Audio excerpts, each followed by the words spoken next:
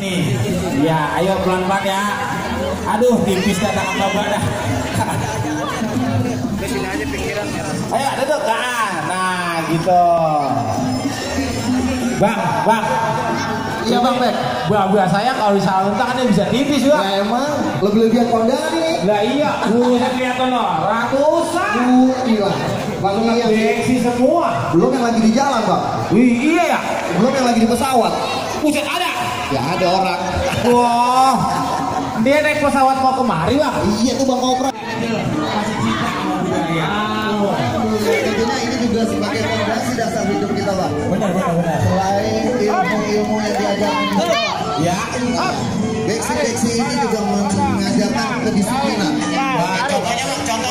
Contohnya dengan datang tepat waktu. Oh iya, dengan Datang tepat waktu pada latihan. Ya, Itu mendasari mereka untuk disiplin dan daya ingat berbagai jurus, formasi dan lain sebagainya. Oh, untuk kepercayaan diri di beksi ini ditanamkan juga nggak bang? Kompetensi udah pasti bang. Udah pasti ya. Karena setiap latihan mereka harus tampil one by one. Ngerti orang? One by one apa aja?